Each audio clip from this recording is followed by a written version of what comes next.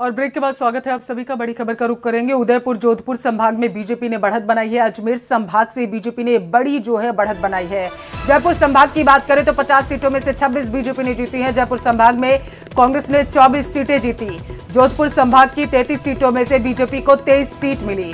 जोधपुर संभाग में कांग्रेस के खाते में 7 सीटें गई हैं और उदयपुर संभाग की 28 सीटों में से 17 बीजेपी ने जीती। उदयपुर संभाग में 7 सीटें कांग्रेस ने जीती। अजमेर संभाग की 29 में से 19 बीजेपी ने जीती। अजमेर संभाग में 7 सीटें कांग्रेस ने जीती है। तो बड़ी खबर आप तक पहुंचा रहे हैं। बीजेपी को बढ़त मिली है। जोधपुर संभाग की 33 सीट में से 23 पर बीजेपी ने अपना कब्जा जमाया है। जोधपुर संभाग की बात करें तो कांग्रेस के खाते में यहां से 7 सीटें गई हैं। वहीं उदयपुर संभाग की 28 सीटों में से 17 पर बीजेपी का दबदबा।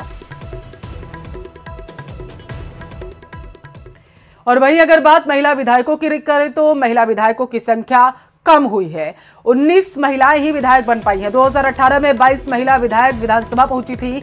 2008 और 2013 में 28 महिला विधायक बनी थी। तो महिलाओं की संख्या यहां पर कम हुई है। 19 महिलाएं ही हैं बताया जा रहा है जो विधायक बन पाई हैं। इससे पहले 2018 में 22 महिलाएं विधायक बनकर बनी थी जिनको जनता का जनाधार मिला था। और उधर 2008 में और 2023 में 28 महिला विधायक बनी थी। बीजेपी में सीएम फेस को लेकर कवायद तेज हो चुकी है। सीपी जोशी अरुण सिंह जयपुर में मौजूद हैं और जयपुर में चल रहा है मंत्रणाओं का दौर। केंद्रीय नेतृत्व के निर्देशों पर वो चर्चा चल रही है। तो बड़ी खबर आप तक पहुंचा रहे हैं।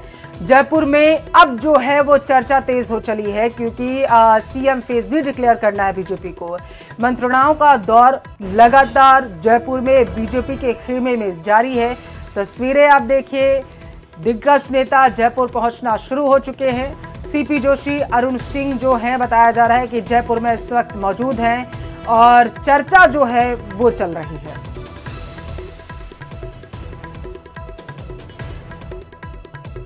ज्यादा जानकारी लेंगे। टेलीफोन लाइन पर संवाददाता सौरभ जुड़ चुके हैं। सौरभ, सीपी जोशी और अरुण सिंह जयपुर में मौजूद हैं और क्या कुछ अपडेट?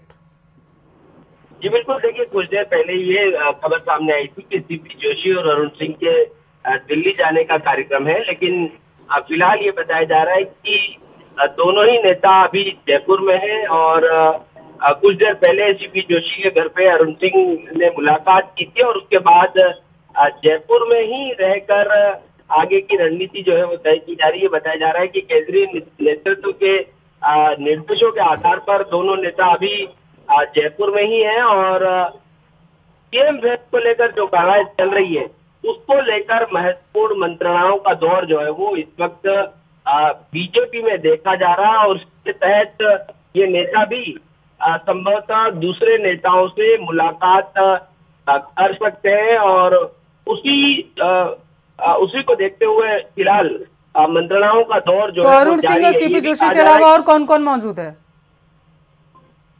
देखिए अभी ये बात सामने नहीं आ पाई कि दोनों नेता कहां पर हैं, लेकिन जयपुर में ही रहकर अन्य नेताओं से संपर्क साधने की कोशिश वो की जा रही है। दिल्ली में केंद्रीय मंत्री गजेंद्र सिंह शेखावत ने मोर्चा संभाल रखा है, तो जयपुर में सीपी जोशी और अरुण सिंह वो मोर्चा संभाले हुए हैं कि कई नाम वो सीएम फेस को लेकर है। तो एक आम सहमति वो बीजेपी को बनानी है कि किसे वो राजस्थान का ताज वो पहनाया जाए।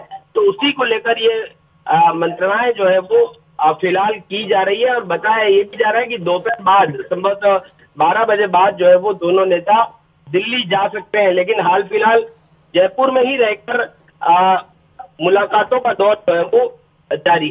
ठीक है सौरभ, शुक्रिया आपका जानकारी के लिए।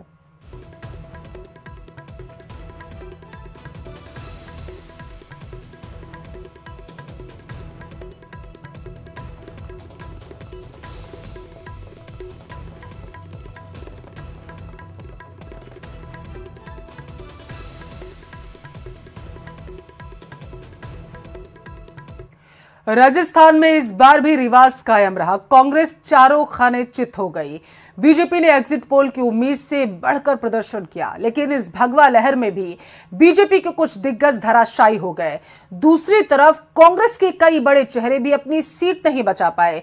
बीजेपी के इस प्रचंड जीत पर रिपोर्ट देखिए आप।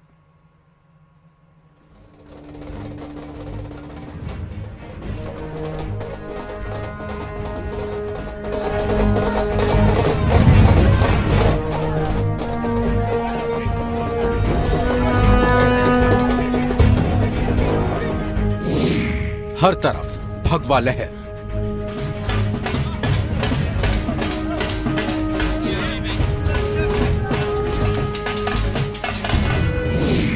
राज बदलने की खुशी,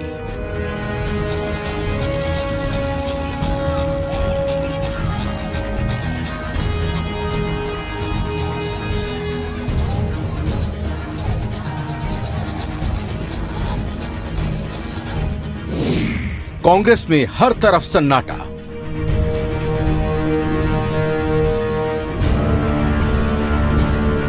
यह तस्वीर उस रेगिस्तान की है जो भगवा रंग में रंग गया है। क्या मारवाड़, क्या शेखावटी और क्या वागड़, हर तरफ ऐसी भगवा लहर चली है कि कांग्रेस पूरी तरह से ध्वस्त हो गई। अलवर से लेकर जैसलमेर और हनुमानगढ़ से लेकर भरतपुर तक सिर्फ भगवा ही भगवा नजर आ रहा है। रेगिस्तान की जनता ने एक बार फिर राज बदलकर साबित कर दिया कि अब राजस्थान में रिवाज नहीं बदलेगा। जैसे जैसे एक एक कर बीजेपी के दिग्गजों के जीतने की खबर आती गई, मरुधरा की फिजाओं में केसरिया ध्वज लहराता गया। महंत प्रतापपुरी ने साले मोहम्मद से अपनी पिछली हार का बदला लिया है। वहीं बाबा बालकनाथ और बाल मुकुंद आचार्य ने सांसें थमा देने वाले कांटे के मुकाबले में जीत दर्ज की है। ये सीट हमारे कार्यकर्ताओं ने जीती है और तिजारा की जनता ने जीती है, और मुझे तो सौभाग्य दिया है वहाँ की सेवा करने का। ये सब सीट हमारे जो इतने कार्यकर्ता दिख रहे हैं की मेहनत से और तिजारा की जनता ने जीती है। जीत उनको समर्पित है और हम उनकी सेवा में समर्पित हैं। संपूर्ण भाजपा परिवार देवतुल्य मतदाताओं ने जो आशीर्वाद लिया, उस आशीर्वाद को लेकर विकास का काम करेंगे, ये तय मानिए। इनकी जीत पर बीजेपी कार्यकर्ताओं ने जमकर जश्न मनाया। वहीं वसुंधरा राजे, अशोक गहलोत, सचिन पायलट, किरोड़ी लाल मीणा, राज्यवर्धन सिंह राठौड़, हनुमान बेनीवाल समेत तमाम दिग्गजों ने भी जीत दर्ज की है। पहले दिन से आखिरी दिन तक सेम ऊर्जा से हम सबने काम करा, क्योंकि एक आनंद, एक उत्सव के रूप में हमने इसे मनाया। हमारे साथ प्रधानमंत्री मोदी जी थे, उनका काम था। हम तो छाती ठोक के हजारों कांग्रेसियों के सामने खड़े हो सकते हैं, हम हजारों विपक्षियों के सामने खड़े हो सकते हैं, क्योंकि हमने काम करा है। हमारी पार्टी जो कहती है उसे करती है। सारी चोरी चकारी खत्म करना, नीचे तक साधन पहुंचाना, ये हमारी जिम्मेदारी से हम काम करते हैं। और यही जनता ने भी देखा, और इसी कारण से उनके हर मन में ये विश्वास है कि मोदी गारंटी ही है जो उनके परिवार के साथ खड़ी हुई है। जनता का मैं बहुत बहुत आभार व्यक्त करती हूँ कि उन्होंने मुझ पे विश्वास जताया है और इतनी बड़ी जिम्मेदारी दी है। और विद्याधर नगर की जो सारे हमारे कार्यकर्ता हैं, उनकी मेहनत से, उनकी ताकत से मैं जीती हूँ। और हमारे माननीय प्रधानमंत्री जी ने जिस तरह से पूरी तरह से एक कलेक्टिव लीडरशिप में और उनकी लीडरशिप के अंडर हम लोगों ने इस चुनाव को लड़ा और इतने अच्छे परिणाम आए। मुझे लगता है कि इन सभी चीजों के एक साथ सभी ने मिलकर जो ये काम किया है, जो ये मोदी मैजिक है, जो ये चला है, केंद्र सरकार की उपलब्धियां और राज्य सरकार की विफलतियां, उसकी वजह से हम लोग ये चुनाव जीते हैं और बहुत अच्छे नतीजे आए हैं, रिजल्ट्स आए हैं और हमारी सरकार बन रही है राजस्थान में। इस भगवा लहर में जहां कांग्रेस पूरी तरह से साफ हो गई, वहीं बीजेपी के कुछ दिग्गज नेताओं को हार भी मिली है, जिनकी हार ने भगवा खेमे की खुशी में हल्की सी निराशा डाल दी है। इनमें राजेंद्र राठौड़ को तारानगर से हार मिली है। वहीं सतीश पूनिया को आमेर से नजदीकी मुकाबले में शिकस्त खानी पड़ी। इसके अलावा सुभाष महरिया को भी लक्ष्मणगढ़ से हार मिली है। बीजेपी प्रवक्ता रामलाल शर्मा भी अपनी सीट बचा नहीं पाए। वहीं कुछ कांग्रेस के दिग्गज नेता भी धराशायी हो गए हैं, जिनमें सबसे बड़ा नाम सीपी जोशी का है, जो नाथद्वारा से मैदान में थे। वहीं ओसिया से दिव्या मदेरणा, सिविल लाइन से प्रताप सिंह खाचरियावास, बीडी कल्ला बीकानेर पश्चिम से चुनाव हार गए हैं। वहीं विश्वेंद्र सिंह, परसादी लाल मीणा, ममता भूपेश भी अपनी सीट नहीं बचा सके। गौरव वल्लभ को भी उदयपुर से हार मिली है। राजस्थान में कांग्रेस की हार की भविष्यवाणी पीएम मोदी ने एक चुनावी सभा के दौरान भी की थी, और जो बात पीएम मोदी ने कही वो बिल्कुल सही साबित हुई। पीएम मोदी की भविष्यवाणी भी आप सुनिए। पूरे राजस्थान के लोग लिख करके रखे, इस बार तो नहीं, अब राजस्थान में कभी भी अशोक गहलोत की सरकार नहीं बनेगी। इससे अलग दिया कुमारी की जीत ने तो सभी रिकॉर्ड तोड़ दिए। दिया कुमारी ने 71,000 से ज्यादा वोटों से जीतकर कांग्रेस के सीताराम अग्रवाल को धूल चटा दी। जयपुर शहर में जमकर बीजेपी की लहर चली। किशनपुर और आदर्श नगर की सीट को छोड़ दें तो जयपुर पूरी तरह से भगवा में हो गया। वहीं कांग्रेस ने अपनी हार स्वीकार करते हुए इसे एक सबक बताया है। गोविंद सिंह डोटासरा ने अपनी जीत के बाद लक्ष्मणगढ़ की जनता का आभार भी जताया। राजस्थान की जनता ने जो निर्णय दिया है लोकतंत्र के हक में, हम उसे सहर्ष स्वीकार करते हैं। देखिए, निश्चित रूप से सरकार ने बहुत अच्छे काम किए थे। जो जनता ने जनादेश दिया है उसका हम स्वीकार करते हैं और निश्चित रूप से 5 साल जनता के बीच में रहेंगे। विपक्ष में जनता ने बिठाया है, हम उसको सहर्ष स्वीकार करते हैं और विपक्ष की भूमिका पूरी तरह से निभाएंगे। परिणाम अच्छे ले सकती थी, लेकिन राहुल गांधी जी ने जिस तरह से कहा था 60% टिकट बदलने चाहिए, मंत्रियों के खिलाफ जनता है, विधायकों के खिलाफ जनता है, शायद मेरे हिसाब से टिकट नव युवकों को देते या परिवर्तन करते तो निश्चित तौर से हम जीतते। परिणाम जो हम देख रहे हैं उसका श्रेय जो है मैं निश्चित तौर से राजस्थान प्रदेश कांग्रेस कमेटी के अध्यक्ष जी को देना चाहूंगा। और मुनेश गुर्जर से जुड़ी इस वक्त की जयपुर से बड़ी खबर आप तक पहुंचाएंगे। हेरिटेज नगर निगम में महापौर मुनेश गुर्जर आज फिर करेंगे ज्वाइन, दोबारा ज्वाइन करने पहुंचेंगे। मुनेश गुर्जर निलंबन के आदेश रद्द करने के बाद करेंगे ज्वाइन। सुबह बताया जा रहा है कि 11:15 पर, यानी कि अब से सिर्फ 20 मिनट बाद हेरिटेज नगर निगम मुख्यालय में ग्रहण करेंगी कार्यभार। तो बड़ी खबर आप तक पहुंचा रहे हैं, मुनेश गुर्जर से जुड़ी ये बड़ी खबर है। हेरिटेज नगर निगम में मुनेश गुर्जर आज फिर से ज्वाइन करने वाली हैं। बताया जा रहा है कि दोबारा ज्वाइन करने पहुंचेंगी मुनेश गुर्जर। कहते हैं साथी ये सब बताओ, लेकिन छुपाने वाले हर राज छुपाओ।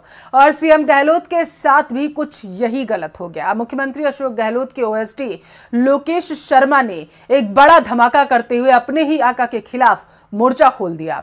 इतना ही नहीं, टिकट नहीं दिए जाने की नाराजगी भी दिखी तो 25 सितंबर की घटना का भी राज खोल दिया। चुनाव हारते ही खास ने खोले राज। सीएम के ओएसडी लोकेश शर्मा बागी। 25 सितंबर की बता दी असली बात। बोले कांग्रेस को गहलोत ने ही हराया। कांग्रेस में गुटबाजी और आपसी फूट चुनाव हारते ही सामने आ गई। कभी मुख्यमंत्री अशोक गहलोत के सबसे खास रहे ओएसडी लोकेश शर्मा ने राजस्थान विधानसभा चुनाव के नतीजे आते ही बगावत के सुर छेड़ दिए। उन्होंने कांग्रेस की हार के लिए अशोक गहलोत को जिम्मेदार ठहराया और अपने social media account x handle पर पोस्ट शेयर करते हुए पूरा कच्चा चिट्ठा खोल दिया। इतना ही नहीं, उन्होंने जो खुलासा किया वो सब चौंकाने वाला है। मैं नतीजों से आहत जरूर हूँ, लेकिन अचंभित नहीं हूँ। कांग्रेस राजस्थान में निसंदेह रिवाज बदल सकती थी, लेकिन अशोक गहलोत जी कभी कोई बदलाव नहीं चाहते थे।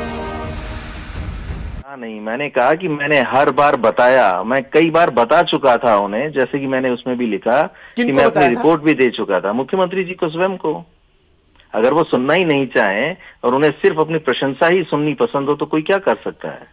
तो फिर आपने आगे कहीं कहना मुनासिब नहीं समझा? आज चूंकि आगे किसे कहते भाई, मैं तो उनका एक कार्मिक था ना अभी तक। ये कांग्रेस की नहीं बल्कि अशोक गहलोत जी की शिकस्त है। इतना ही नहीं, उन्होंने लिखा कि आला कमान के साथ में फरेब, ऊपर सही फीडबैक ना पहुंचने देना, किसी को विकल्प तक ना बनने देना, अपरिपक्व और अपने फायदे के लिए जुड़े लोगों से घिरे रहना, आत्ममुग्धता से लगातार गलत निर्णय और आपाधापी में फैसले लिए जाते रहना। तमाम फीडबैक और सर्वे को दरकिनार कर अपनी मनमर्जी और अपने पसंदीदा प्रत्याशियों को उनकी स्पष्ट हार को देखते हुए भी टिकट दिलवाने की जिद। आज के ये नतीजे तय थे। कि जो भी लोग यहाँ आए उनको किसी को भी उस रूप में यहाँ मुझे लगता है पूरी तरह से काम नहीं करने दिया गया होगा, ऐसा मुझे लगता है। क्योंकि यहाँ सिर्फ और सिर्फ मुख्यमंत्री जी ने ही अपने निर्णय किए, अपने अनुसार ही सारे इस सिस्टम को चलाया, कैंपेन किया। जो कुछ भी चाहता है, वो टिकट दिलाने की बात हो, जितने लोगों को दिलवाना था वो भी तो एक जिद ही थी ना। जब ये रिपोर्ट आ गई थी, फ्री हैंड किसने दिया? फ्री हैंड कांग्रेस आला कमान ने दिया। तो फिर अगर फ्री हैंड आपने दिया, क्योंकि तो कहा ये गया था, मैं बताता हूँ, बिल्कुल मेरी बात सुनिए। कहा ये गया था मुख्यमंत्री जी की तरफ से कि मैं हर हाल में सरकार को रिपीट करवाऊंगा। बाद में अगर कोई ऊंच नीच हो जाती किसी भी रूप में, तो फिर ये कहते ना कि आपने तो मुझे ये काम नहीं करने दिया, वरना तो मैं इसको रिपीट करवा के लाता सरकार को।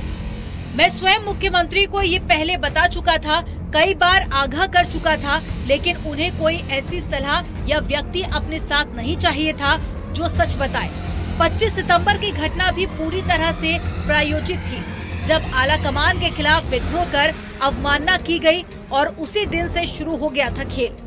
में सच्चाई व्यक्त की। लोकेश जी, आपने जिक्र किया इस पोस्ट में कि 25 सितंबर की जो घटना थी उसके बाद ही शुरुआत हो गई थी, ये बड़ा फैक्टर आपको क्यों लगता है?